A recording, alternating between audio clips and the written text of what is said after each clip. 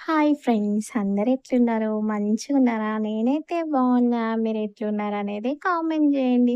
అందరికీ first of all రెండవ శ్రావణ శుక్రవారం శుభాకాంక్షలండి. మీ ఇంట్లో పూజ చేశారా? మీ ఇంట్లో పూజ చేస్తే ఎలా చేశారు అనేది కామెంట్ చేయండి.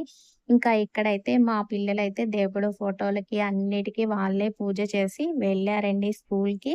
నాకు చాలా హ్యాపీగా అనిపించింది. వాళ్ళు ఇంత నీట్‌గా చూడండి, ఫ్లవర్స్ గూడా నీట్‌గా మంచిగా పెట్టారు. నేనైతే ఇంక మిగతాయన్నీ క్లీన్ జేసి ఇచ్చాలేండి వాళ్ళకి. ఇంకా వాళ్ళైతే పూజ చేస్తా అన్న ఇంట్రెస్ట్ ఎందుకు అనేసి వాళ్ళని కాదనడం ఇష్టం లేక ఫ్రైడే అయినా వాళ్ళనే చేయమన్నది. ఎందుకంటే వాళ్ళకి ఇంట్రెస్ట్ ఉన్నప్పుడు చేయనించాలి అని నాకైతే అనిపిచ్చింది. వాళ్ళే చేశారు ఈరోజు. చాలా బాగా చేశారు కదా! ఇంకా నెక్స్ట్ అయితే నేను రోకలికి, గౌరమ్మకి పూజ అయితే చేసుకున్నా. ఫస్ట్ అయితే పసుపు రాసి బియ్యపిండితోటి హ్మ్.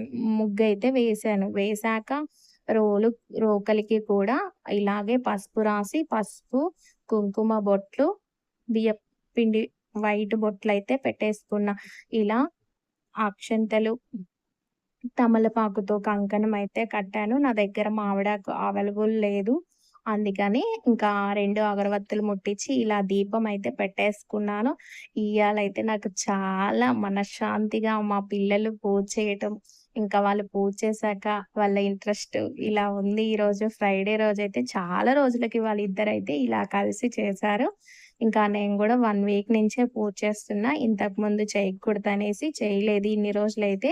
ఇంకా ఈ విధంగా అయితే మా పూజైతే కంప్లీట్ అయింది. నా మాటలల్లోనే, నా ఫేస్‌లోనే నా హ్యాపీనెస్ అయితే మీరు చూడగలుగుతున్నారనుకుంటా. నాకైతే ఈరోజైతే చాలా హ్యాపీగా అనిపిచ్చింది. ఇంకా వీడియో అయితే ఇదనమాట. మీరు ఈరోజు ఏ విధంగా పూజ చేశారో గూడా కామెంట్ జేసి చెప్పండి. ఈ వీడియో నచ్చితే లైక్ చేయండి, షేర్ చేయండి, కామెంట్ జేయండి, సబ్స్క్రైబ్ చేసుకోండి. ఇంకా మళ్ళీ ఒక ముచ్చటతో మళ్ళీ కలుద్దాం.